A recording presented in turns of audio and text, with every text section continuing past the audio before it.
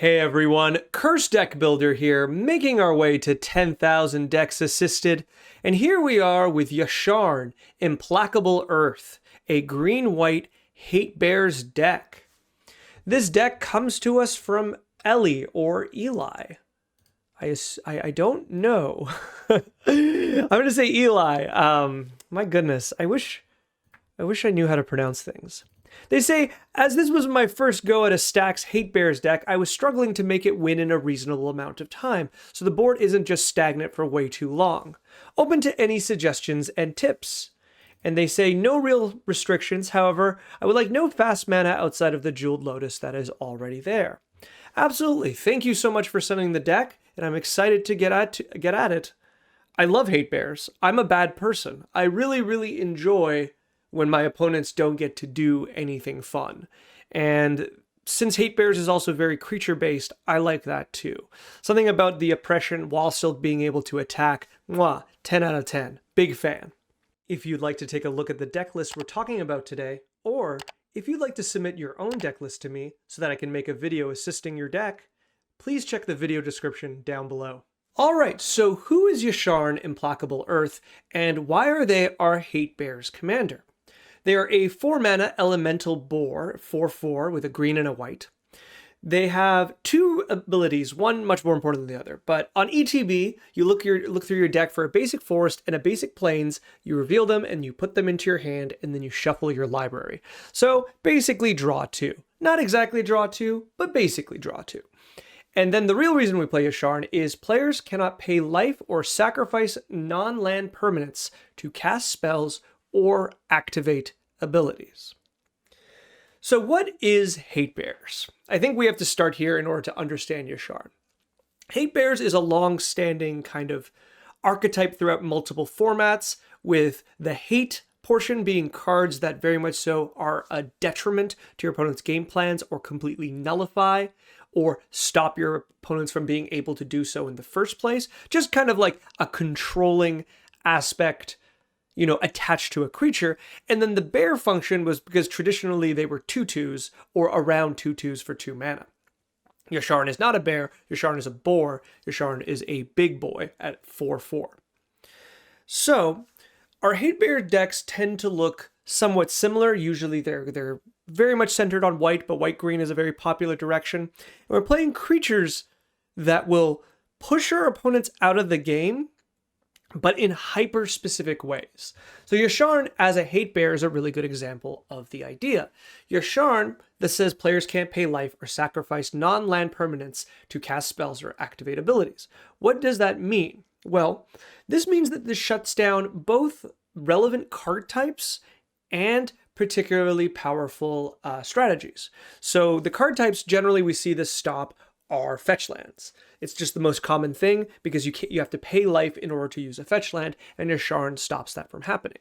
Now, Yasharn doesn't stop other fetch lands that don't, Evolving Wilds, Terramorphic Expanse, because it's sacrificed non-land permanent, but as long as they're true fetch lands, Yasharn will stop them. But very notably, Yasharn also shuts down any form of aristocrat strategy or any form of using life as a resource. So generally things like, think Ataxian Probe, Dismember, anything with Phyrexian mana, all of a sudden can't be used with that Phyrexian mana. Then things like Necropotence, other things that used life. I know Griselbrand isn't legal in the format, but Griselbrand style effects when you're paying life to get something, the boar shuts them all down. So pretty standard kind of powerful ability, and Yasharn's ability to get you the 2 lands so you can continue to play is very good. So looking at the deck itself, I really do like it. I do have a bunch of suggestions, but there is a lot of me that just likes the deck as is. There's a few things here and there I think I would cut or change, and we might go over some of them, but the deck is just really good.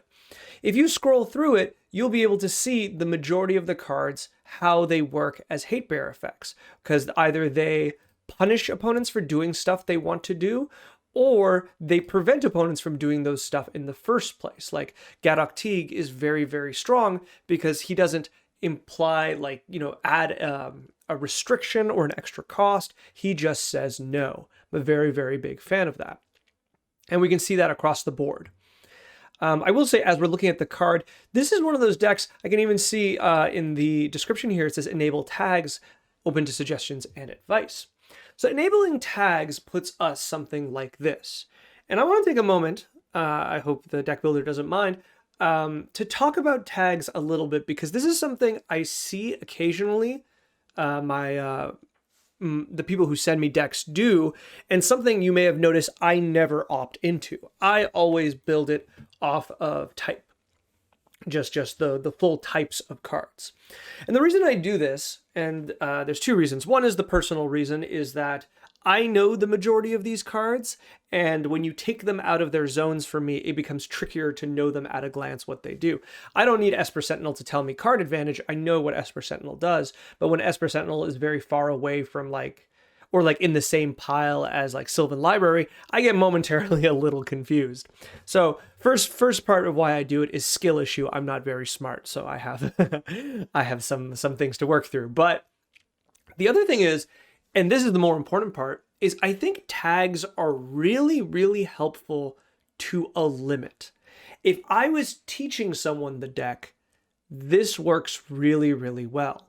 This is a really, really quick way for someone to see the style and the sections of the deck and how they work. At a glance, we can see that what is traditionally called Hatebears is in the 20 of these 20 creatures. And that traditional removal, traditional tutors will be in these sections, which is great. This is fantastic. But there's two problems with that. The first problem is if you don't understand how some of these cards, or if you, okay, I guess this is helpful to help categorize the cards in your mind, but if you don't need that, this doesn't really do much. I don't need anyone to explain to me that Nature's Claim isn't a life gain card, it's a removal card, so this doesn't help out as much. But the other thing is that you get into situations where we are making decision points on certain cards that fall into several sections. I think the really easy one here, because there's not tons and tons of it, but Esper Sentinel being labeled as a card advantage engine and not a hate bear card is an interesting choice, because Esper Sentinel is somewhat of a hate bear card. It is using Thalia's effect most of the time. If your opponents are very diligent on paying the extra 1 for Esper Sentinel, and that is rare, but if they do, Esper Sentinel is not card advantage, right? I know this is like grasping at straws a little bit, but this is what I think about it. So when you're building the deck at the start, when you are looking at the deck and trying to teach someone to it, tags can be really, really helpful. But after which, I do want to come back to this so you can actually see the numbers as intended to kind of start figuring out what your mulligans are like, seeing what percentage of your deck, what your deck is weak to. For example, a deck that's half creatures is weak to a lot of different strategies, right? Whereas we might already know that when we look at the other list, but having 45 right here is pretty big. Okay, I've covered everything but the deck so far. So once again, looking at it, the curve's really nice. A lot of the cards are really good. There's a few notable cards I'd like to talk about. Idyllic Tutor feels a bit strange.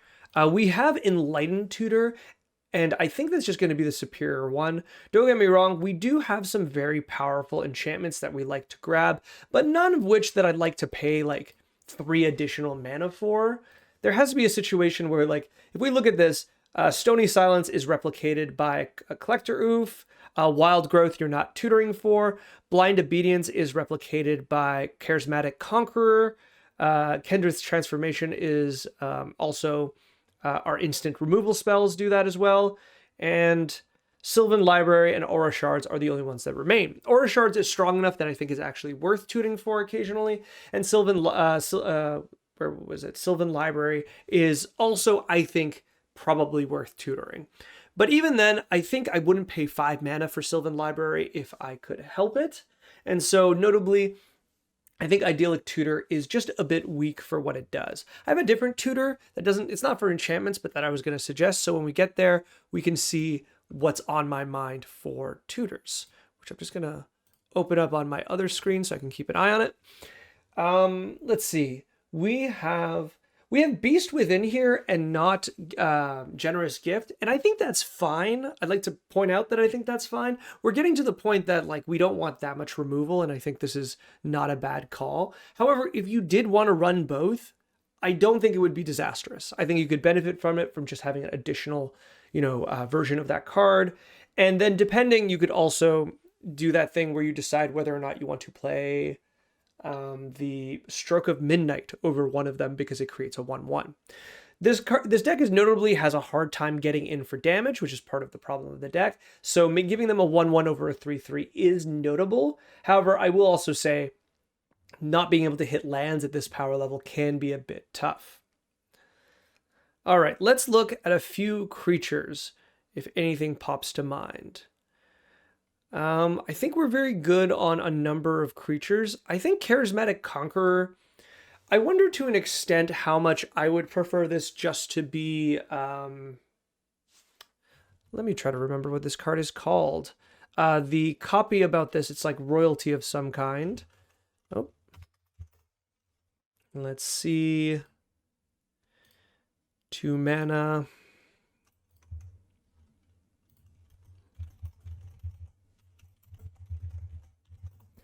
It is Imposing Sovereign. So this one's kind of tough, right? The idea here is that Charismatic Conqueror will give you creatures if they don't put the cards in tapped. You get a 1/1 vampire creature. Here's the thing, though. Is that worth it? And I'm going to say no. Because most likely there's going to be a lot of scenarios where your opponents are just going to let you, it's just going to be, first, it gives them a choice, which means you'll get the worst one every time, but certain combos that Imposing Sovereign stops, this one will not, right? And some of them it will, like anything such as the Kiki Jiki combo, it will stop by giving you enough blockers, because every time you do the combo, you'll get a 1/1 to block. But at the same time, that allows them to kill both of your opponents, and perhaps they can use that advantage to kill you in a different way. I don't know. But I will note that artifacts coming in tapped in general is just better than giving them the option so they can't get extra mana, because they'll give you a 1/1 every time, right? And I don't know how many 1/1s you have to get before it's meaningful. This deck has a hard time getting through in combat. So if I have a 3/3 and you're generating like 2-3 1/1s a turn, do I really care? I don't know. I think I would like to see this being tested, because I could see this generating quite a few creatures, but at the same time, if opponents feel hesitant to it, they can just, leave their things tapped. So I don't particularly like it. If you really want the effect on a creature, I think Imposing Sovereign does the job just a bit better, because it just does it, right? No extra stuff. It just does it. It's nice that it's a human noble. That does make sense now. All right. So the Conqueror catches my eye. Let's see. I'm noticing we don't have Ranger Captain of Eos. I didn't see this before. I think Ranger Captain of Eos is absolutely one of the cards you need to add at this power level. It'll get you your Esper Sentinel every time, but you do have other cards to grab as well, which is really nice. But also that sacrifice to silence your opponents is really, really good. I would like that in here if possible. Manglehorn feels just a little too clunky. I think Manglehorn is a little better at slightly lower power level. This card used to be really, really good, but then people just started to kind of play better decks. I don't know how to put it. The power level just shifted, and now the tapped ability is just not as good. Whereas instead, maybe, it's not Wall of Roots. Wall of, what is that one green enchantment? Let's see. Enter tapped enchantment.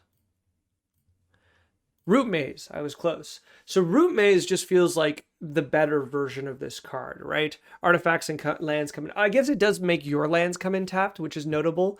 But I would say making the difference of that being at 1 mana versus 3 is very, very reasonable, even though like it can't attack. Manglehorn is just a 2/2, not ideal, and its ability is just okay. Artifacts coming in tapped isn't as important. It just kind of locks people's treasures off for a turn, which can be tough, but I don't think it's necessarily going to be game winning. All right, let's see. The rest generally look good. I'm going to talk about the Archon in a second, but what I'm going to do is, because I do have a lot of additions, what I would do probably is cut out the redundant pieces. So we have a lot of anti-artifact strategy.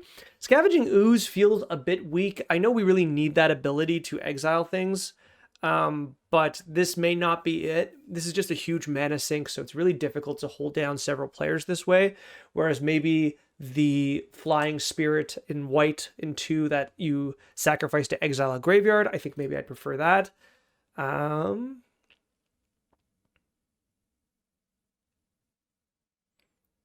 Yeah, I forgot about Loran. I think we should get rid of Manglehorn because we already have Loran. I'm trying to find which ones to cut, but it's really tough at this point. I think Sigarda.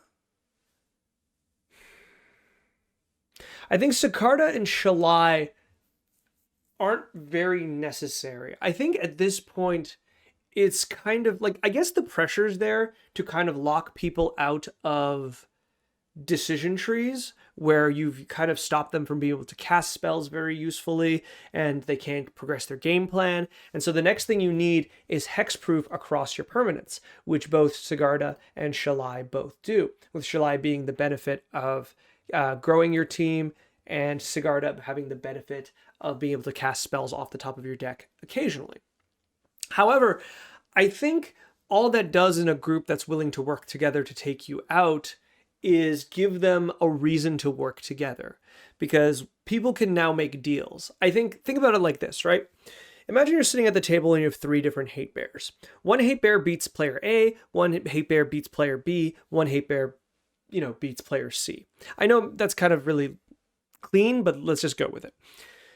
At that moment, your opponents have no reason to work together, especially if they're good at the game, right? If you are, shutting down multi-spells per turn, and I'm playing a deck that does it like a very aggressive flash deck that I don't really want to cast multiple spells in the same turn, I'm not going to get rid of, the Archon, the Archon of, let's just say the Eidolon of the Rhetoric. I'm not going to get rid of that card. That card is benefiting me.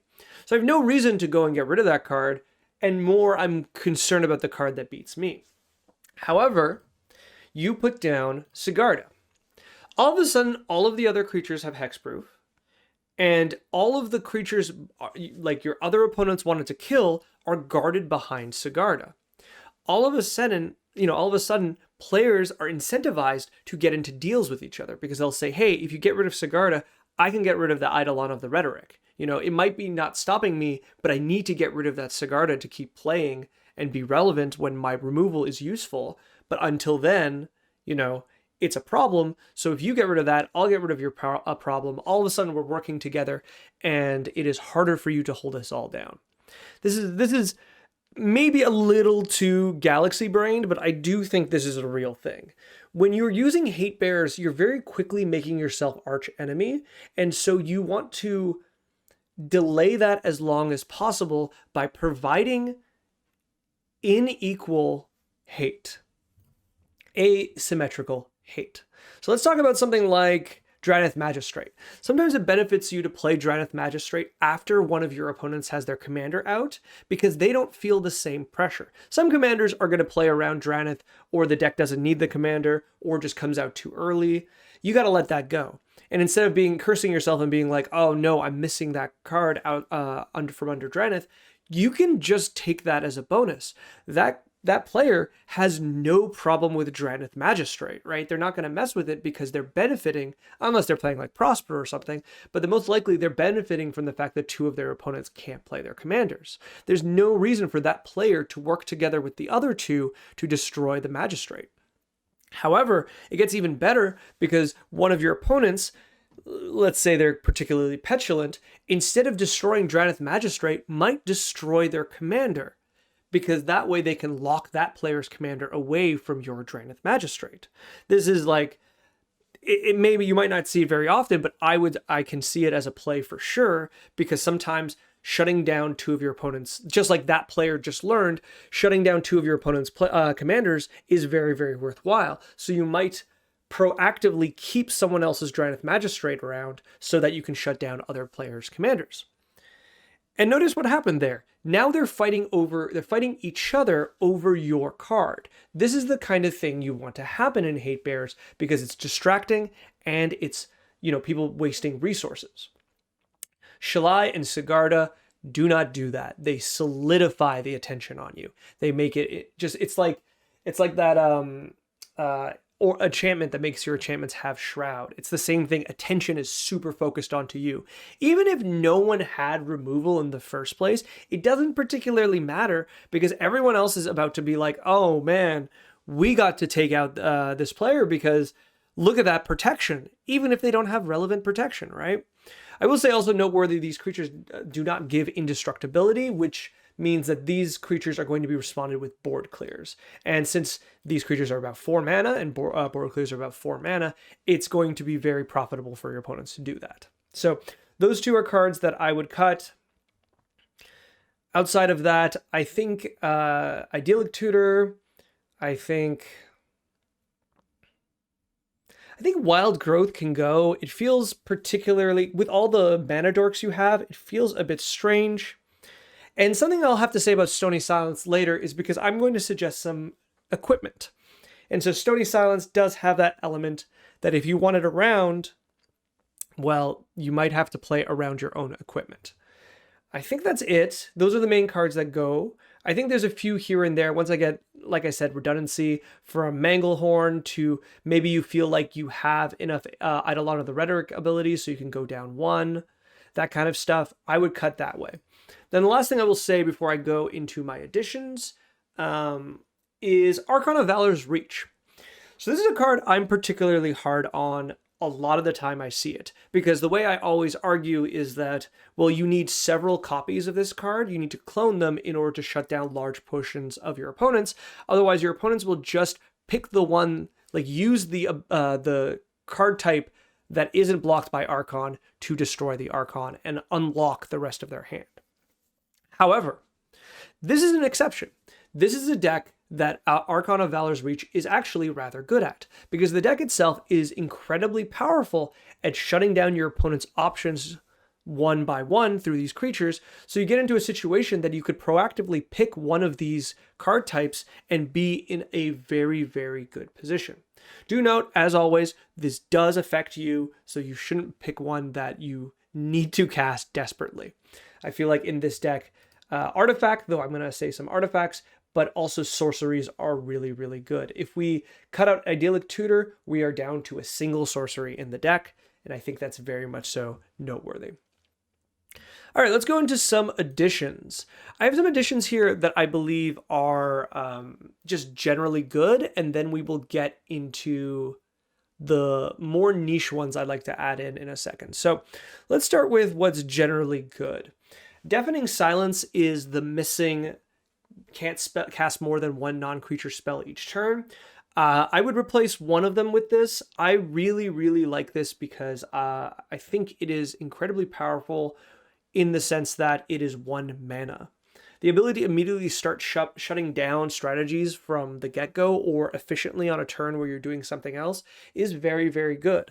Likewise, since it allows you to cast as many creatures as you'd like, you're going to find yourself in a position where you're not as put off as your opponents, once again with 45 creatures. So I find this to be a really, really easy inclusion, very, very strong, and if you've played this against someone and seen what happens, you're generally very, very happy. Here is a new one that I really, really like. This is Kutzil, and the main reason we're playing this is that it gives us a silence effect on our turn. And this is very, very powerful, as everyone knows. This is one of those safety nets that you know once your turn starts, certain methods of interaction are off the table. Now, this isn't all interaction. Activated abilities still work, but it is most interaction. And that safety is really, really good because it just straightforwardly enables safe attacks, being able to put down key pieces and protect them. And I think that's really, really good. Now, that secondary ability, where whenever one or more creatures you control with power greater than its base power deals combat damage to a player, draw a card. I started reading it. I was like, I gotta read the whole thing now.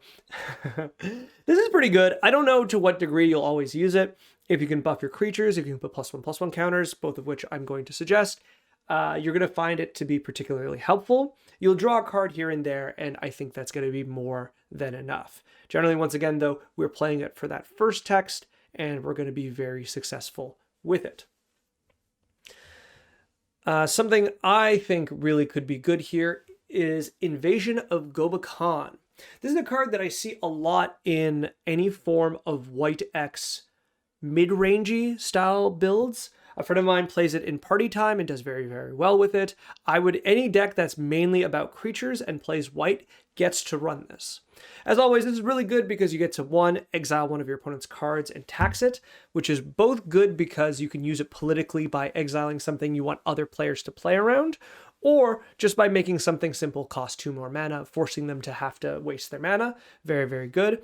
But of course, when we transform it, this is the main idea. Lightshear Array is really, really good at putting +1/+1 counters. Kudzil obviously is very happy about that. But also just having the sacrifice to give hexproof and indestructible across the board is the ability you definitely want. You need to be able to play around board clears, and this is a proactive card on the battlefield to play around them. So I do really like it. It is generally a very, very strong card, and of course, as we might imagine, it's very good to be able to cast it, immediately attack it, break the siege, cast Light Shielded Array, immediately grow those creatures. Very, very strong. But I will also note that if you are playing Rule of Law, Eidolon, and those other effects, that kind of gets in the way, because remember, the sieges need to be cast on their other side. So you need to be able to cast 2 spells, which a lot of your deck kind of interferes with. So don't be silly. Make sure you know what you're doing when you flip this card. 2 cards that are very straightforwardly missing are Worldly Tutor and Silence. Worldly Tutor is great for the turn, for just the tutor that you're missing, I think. Very, very strong. I don't think there's much to be said. Silence is just very, very good at high levels of play, which this deck seems to function at, where you just need a silence to get a key piece through or to try for your victory. You're not going to be able to summon your Craterhoof Behemoth or Elish Norn without silence backup most of the time, if you are playing at that power level. Because remember, when you are slowing down the game, your opponents aren't burning their cards, and when they're not burning their cards, they're waiting to defy you. And if they have a counter spell and you try to sneak in Elish Norn, they're going to counter it every time. So having an ability to stop that with silence is very, very useful. 2 cards that are I think worth mentioning. Reprieve is a card I really like. I don't know if you should play it. It's just a very, very strong card, and since you're not in the color of counterspells, the ability to at least remand a card away for a turn and get some advantage out of that, like a tempo play, is always very, very nice. Likewise, one that if you can afford to play this in your deck is incredibly powerful is Hushbringer. Hushbringer shutting down all ETBs or death triggers is insane. I've played this card in multiple formats, and when it is relevant, it is exceedingly relevant. This shuts down so many valuable creatures and strategies, and notably will stop some really high-level creatures such as the Dockside Extortionist, for example, which can be very, very relevant. This will also stop a lot of commanders, which is also very, very good. Generally, if you can keep this creature alive, you're going to be happy.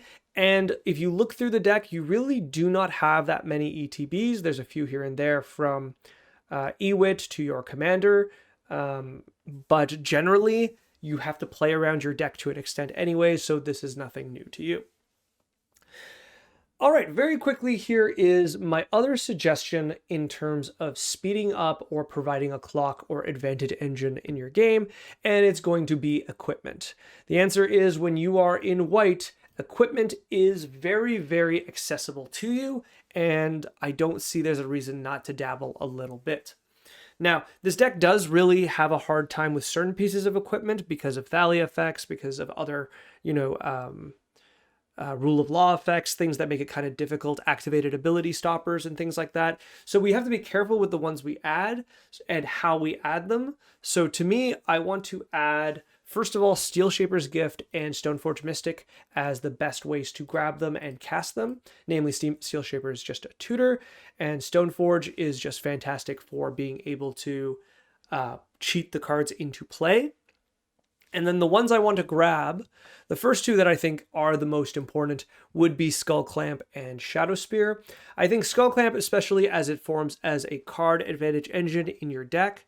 I think also very notably you can attach it to the Spirit of the Labyrinth, which stops people from drawing, to regain the power to draw and to draw two all at once, which is really nice. This is just a very, very powerful ability. You can also just throw it on some creatures that you feel will eventually die and block with them or attack with them, and eventually they will die and you'll draw cards. Very, very good. Shadow Spear is also just fantastic because it gives you the ability to get through with damage. Lifelink is relevant, Trample is very relevant, and removing Hexproof and Indestructible is a lot more powerful in Commander than people give credit for. I think there's just this idea that this card doesn't see a lot of play, so people don't think of it, but it is a very, very good card, and it opens up political gambits for you where you can ask opponents to destroy creatures, saying that you will remove the hexproof from them. That'll be the deal, which I think is very, very useful. Both of these cards, I didn't mention this, I should have. This is my Uv. Can be gotten off of Urza's Saga.